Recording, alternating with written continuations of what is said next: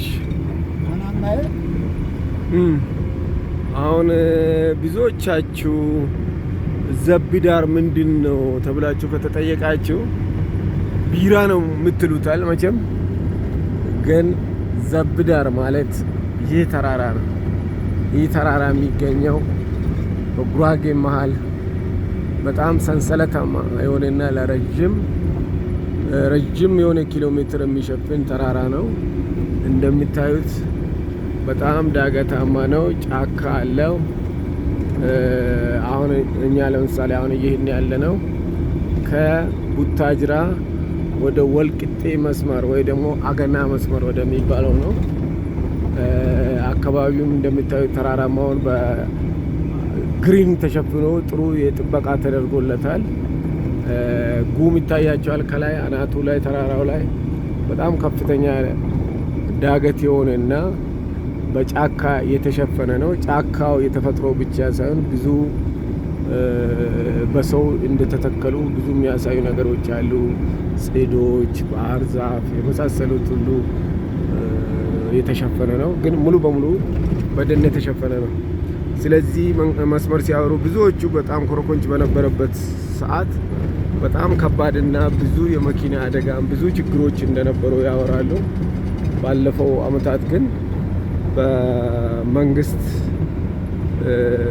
ኮንትራት ተሰጥተው እንደውም ብዙዎቹ ሳንሻይን የሰራው ምናምን ብሎ እንደዛ ነው የሚናገሩ እና በጣም ጥሩ በአንጻራዊ መልኩ ጥሩ አስፋልት የተሰራና ሲኬድ አሪፍ የሆነ መንገድ ነው አሁን።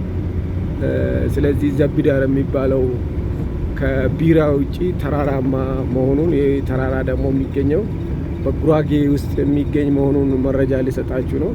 ለማንኛውም ወደዚህ አጋጣሚ መታችሁ ያላያችሁት እድልም ለማየትም እድል ያልነበራችሁ ጓደኞች ባላችሁበት ቦታ መረጃው እንዲደርሳችሁ ነው። እንደምታዩት እንግዲህ እዚህ የተለያየ አይነት እንሰት አለ። ጉራጌ ሲነሳ እንግዲህ የቆጮ ጉዳይ አብሮ ይነሳል። በጣም እንሰቱ ተራራው ከፍ እንዳለ ጉሙ ይታያቸዋል አናቱ ላይ። በጣም ለፎቶ ለአንዳንድ ድርጊቶች በጣም ደስ የሚል ነውና ሁላችሁም ያላችሁበትን ቦታ እንደዚሁ በአጫጭር ቪዲዮም ቢሆን ፖስት ቢታረጉ ደስ ይላል ብዬ አስባለሁ። ዘቢዳርን ተያይዘነዋል እንግዲህ እየገፋን ነው።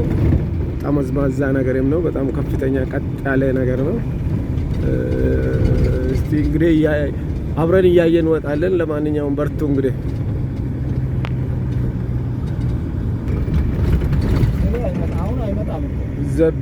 ዘቢዳር እንግዲህ እያያችሁት ነው። በጣም በአረንጓዴ የተሸፈነና በጣም ከፍተኛ ፈታኝ የሆነ ዳገት ነው። ረጅም ኪሎ ሜትር የሚሄድ ነው። ጉራጌ ውስጥ ካሉ ከሚጎበኙ ነገሮች አንዱ ይሄ ነው። ሌሎች እንደነ ጥያ ድንጋይ የተተከለ ድንጋይ አለ። ይህንን እግረ መንገድ ጉሙንም ስታዩት ዳገቱንም እንድታዩት ነው። ለማንኛውም ዳገቱን አብረን ንግፋ እንተጋገዝ። እንግዲህ በርቱ ካላችሁበት ቦታ ሆናችሁ። ባህር ዛፉ የጉራጌ ቤት አሰራር እንዲህ እንደሚታይ ነው።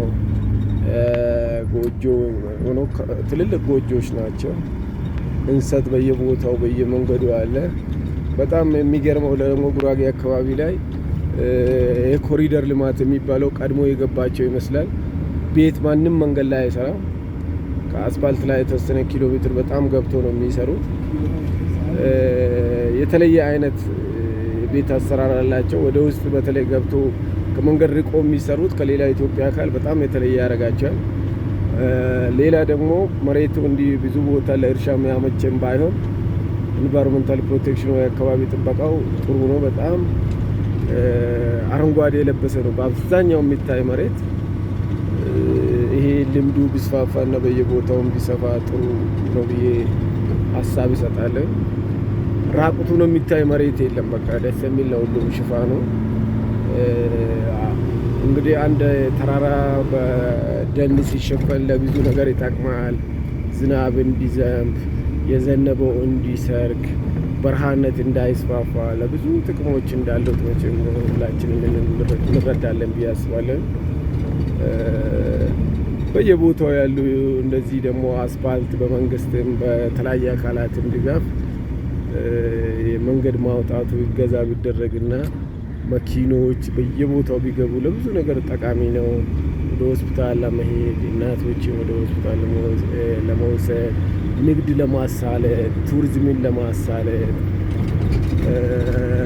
ለተለያዩ ልማቶችን መንገድ በጣም ቁልፍ ነው እና እዚህ ዘብዳር ላይ የተሰራው መንገድ በጣም ወሳኝና በጣም ጠቃሚ ለአካባቢው ልማት ወይ ደግሞ ለአካባቢው እንደፈለገ በነፃነት ገብቶ ለመውጣት ጠቃሚ እንደሆነ ሁሉም ይናገራሉና እስቲ ንክፋው ዳገቱን ደግሞ ትንሽ እዚህ ይታያል።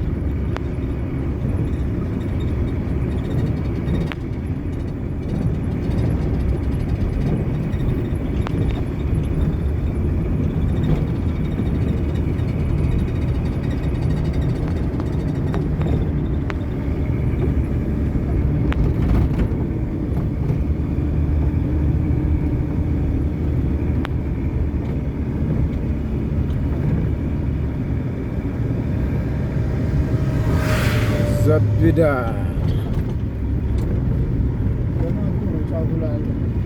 እየገፋን ነው እንግዲህ ተራራውን አብረን እየወጣን ነው። እናንተም ብታዩት ደስ ይለኛል። ቪዲዮንም እያያችሁ እንግዲህ ትንሽም ቢሆን ግንዛቤ ወይ ለፈገግታም ቢሆን ለምንም ቢሆን የኢትዮጵያ አካል የተለያየ አይነት እንዳለው ለመረዳትም ይጠቅማል ብዬ አስባለሁ። አንዳንዶቻችን ከተማ ውስጥ ብቻ ያለ አዲስ አበባ ብቻ ወይ አዲስ አበባ ዙሪያ ያለው ተፈጥሮ ብቻ የሚመስለናል። ኢትዮጵያ አካል በጣም ሰፊ ነች።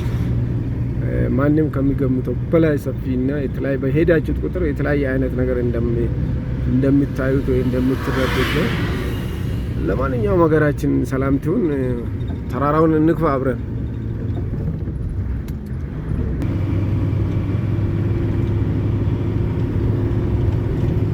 ዘብዳር እንግዲህ ሆሴባሳ እያልን እየገፋን ነው። ታዲያ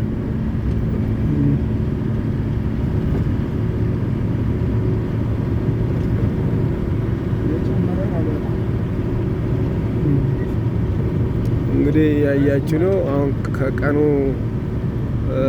7 ሰዓት አካባቢ ነው። እርግጥ ወደ ክረምት የሚጠጋና በወቅቱ በዚህ አካባቢ ላይ ዝናብ ያለን ቢሆን ጉሙ ከሚጠበቀው በላይ ነው። ይህ ደግሞ የተራራው ውጤት ነው። የተራራው አናት ላይ ያለው ጉም ይታያቸዋል። እንሰትም አልፎ አልፎ በበራሪም ቢሆን ይታያቸዋል። እንሰት ጉራጌና እንሰት ወይ ደግሞ ቆጮ በክትፎ ቤት ብቻ የምታውቁት ተክሉ ይሄን ይመስላል። ባይዞ እንሰት ሲተከል እንደ ማንኛውም እህል አንድ ቦታ ተዘርቶ እስከ መጨረሻው የሚቆይ አይደለም። አንዴ ተቆርጦ ግዙፍ ተክል እንዲወጣው ከተደረገ እንዴት ትረዱ የሚያስፈልገው እንሰት አንዱን እንሰት ስትቆርጠው ብዙ ቦታ ብዙ ችግኝ ያወጣል። ያን ደግሞ ሁለተኛ ቀነስ ተደርጎ ይተከላል። ከዛ ከአመት ወይ ከሆነ ጊዜ በኋላ መልሶ ሌላ ቦታ ነቅለው ይተክላሉ። አንድ እንሰት እስከሚበላ 3 ወይ 4 ጊዜ እንደሚተከል ነው እንጂ አንድ ቦታ እንደዛፍ ተክለው እዛው ለመበላት አይበቃም። እንሰት በዛ መልኩ ነው የሚሰራ። አንድ ቦታ ከተከልክ በኋላ ትቀይረዋለህ፣ ቦታውን ትቀይረዋለህ። በየጊዜው 3 ወይ 4 ይተከላል ማለት ነው አንድ የእንሰት ተክል። እስቲ እንግዲህ ጉሙን ይዩት፣ ያለውን ደኑንም ተረዱት። እንቀጥል። ትንሽ ገና ነው፣ ወደ ዳገቱ አልተጠጋንም።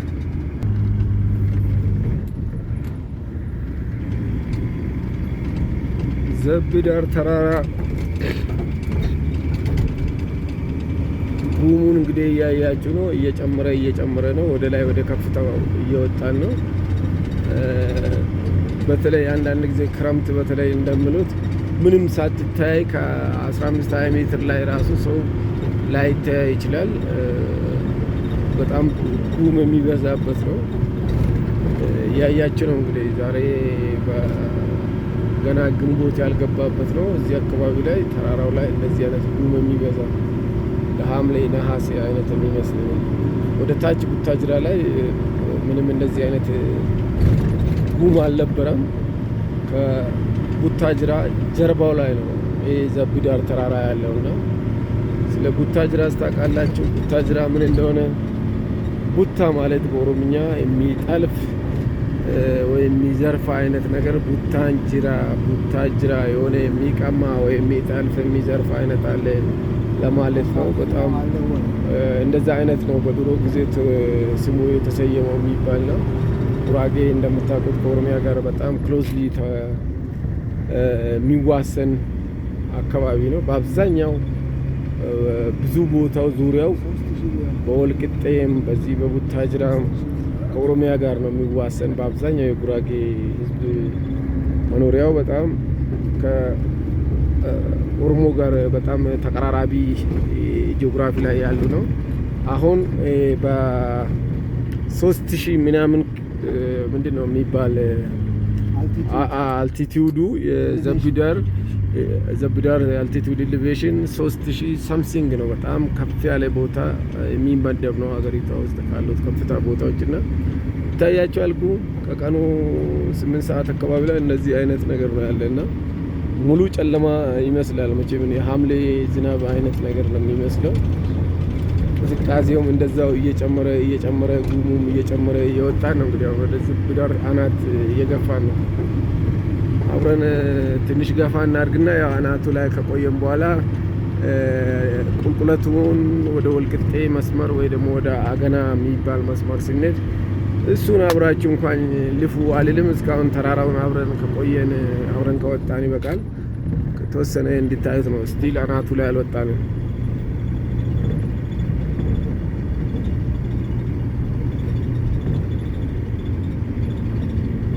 ምናልባት አካባቢውን የሚታቁ ስለ ዘቢዳር የሚታቁ በኮሜንት ላይ አንዳንድ ነገሮችን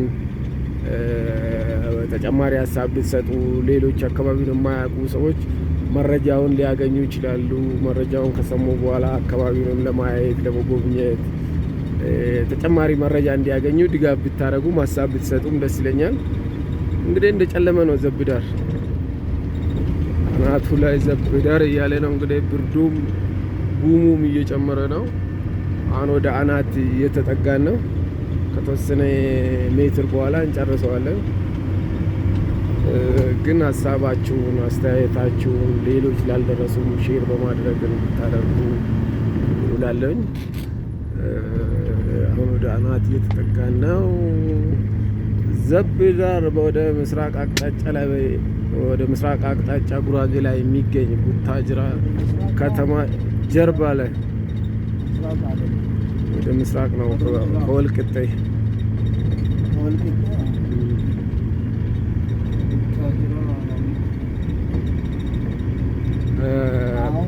ከወልቅጤ ግን ወደ ሰሜን አቅጣጫ ላይ ነው። ወደ ምስራቅ ያልኳችሁ ከወልቅጤ ነው። እና መኪኖች ሲሄዱ እንደዚህ መብራት እያበሩ ነው የሚያልፉት መኪኖች። 3034 አሁን አናቱ ላይ ኤሌቬሽኑ 3034 ደርሷል። በጣም ከፍተኛ ቦታ ነው። መኪኖች እንግዲህ በቀን በ8 ሰዓት መብራት እያበሩ እየሄዱ ነው። ዛሬ እንደምታዩት እርግጥ ነው ሁሉ ቀን እንዲህ ላይሆን ይችላል። አሁን ሰሞኑን ዝናብ ነክ ነገርም ስለሆነ ነው። ሌላ ጊዜ በብርሃን እኔ ራሴ ምንም ፀሐይ ሆኖ ያለ መብራት ወይ ደግሞ እንደዚህ ጉሙ ከፍተኛ ሆኖ ሳይታይ አልፌ ያውቃለሁ። ዛሬ ግን ትንሽ የዝናብ ምልክትም ስላለ ከታች እንዳልኳችሁ ቡታጅራ ሙሉ ብርሃን እያለ ዳገቱ ላይ ዘቢዳር እንደዚህ ሆኖ ነው የሚታየው። 3058 ስቲል ከፍ እያለ እየሄደ ነው። 3060 ኪሎ ሜትር ደርሰናል። 3060 ኤሌቬሽኑ ሜትር ማለት ነው። በጣም ወደ ላይ እየጨመረ ነው። ከታች ከጀመርን ጀምሮ እስካሁን ወደ ተራራው እየተጓዝን ነው። 3075 ደርሷል። እንግዲህ በጣም ከፍተኛ ተራራ መሆኑን እንድትረዱ ነው። ኤሌቬሽኑ ከፍ እያልን ነው።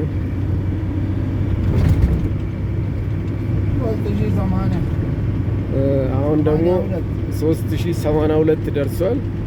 በጣም ከፍተኛ ተራሮች ከሚባሉት ዘቢዳር እንግዲህ ኢትዮጵያ ውስጥ ካሉት ወይ ደግሞ ከኢትዮጵያ በተፈጥሮ ከሚደነቅ ቦታዎች አንዱ ነው። እርግጥ ነው ወደ ሰንሰለቱ እስከ ስንት ኪሎ ሜትር እንደሚረዝም አላውቅም፣ ግን ረጅም ተራራ እንደሆነ ነው። ረጅም ሰንሰለታማ ተራራ ከሚባሉት አንዱ ነው።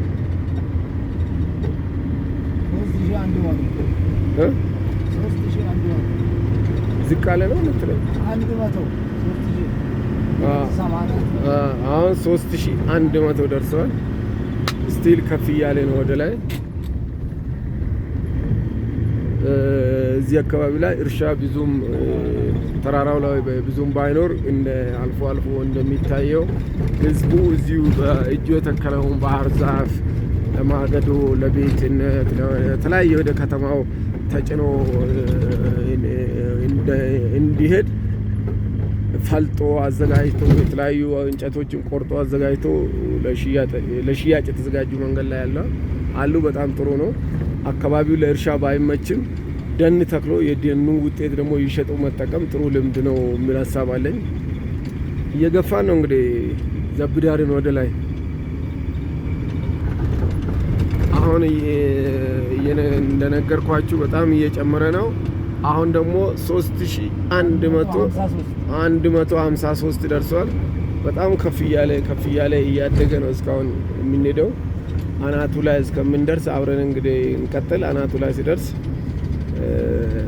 ቁልቁለቱም ብዙም ብዬ አልነግራችሁም። በተቃራኒው ቁልቁለት ነው የሚጀምረው ወደ ታች።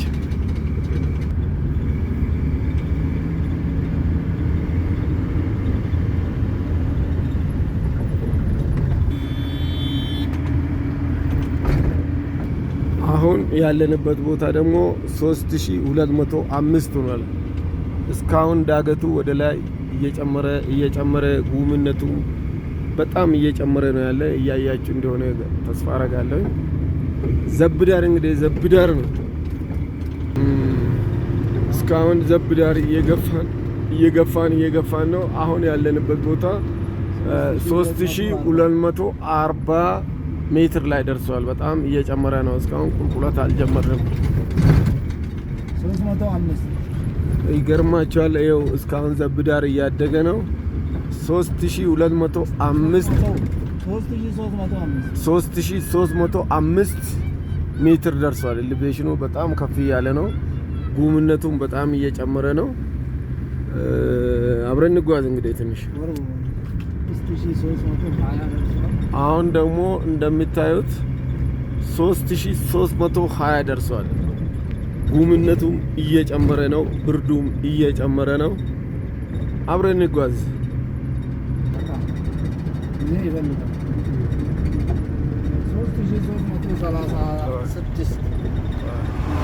እያያችሁ ነው። መኪኖች ሁሉ እያበሩ እየሄዱ ነው። አሁን ደግሞ የደረስንበት ከፍታው 3326 ደርሷል። 3336 ደርሷል። በጣም ከፍታውም ጉሙም እየጨለመ ነው። እያያችሁ ነው። በጣም ሩቅ ላይ ምንም ማየት እንደማይቻል ነው። አብረን እንጓዝ።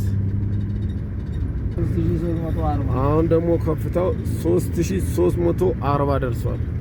እዚሁ ላይ እንግዲህ በጣም ብርዳማም ቢሆን የሚኖሩ ቤቶች አሉ፣ የሚኖሩ ሰዎች አሉ። ቤቶች ይታያቸዋል ያስባለሁ። አብረን እንጓዝ እንግዲህ ዘብዳር። ይሄ ቫይራል ሆነ ጉድ እንዳያል።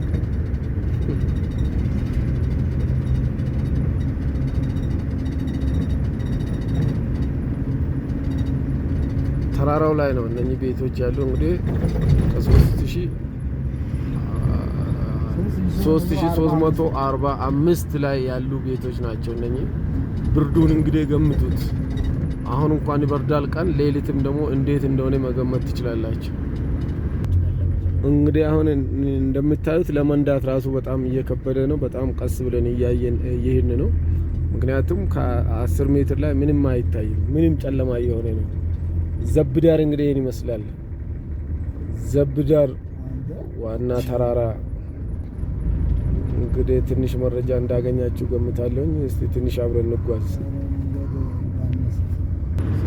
አሁን ደግሞ እንደምታዩት 3360 ላይ ነን ያለነው። ጨለማነቱ እንደጨመረ ነው። ብርዱ መኪና ውስጥ እንኳን ቁጭ ብላችሁ በጣም ይበርዳል። አብረን እንጓዝ እስቲ። ከዚህ በኋላ እየቀነሰ ስለሚሄድ በጣም አመሰግናችኋለሁ። አስተያየታችሁን እጠብቃለሁ። ቻው።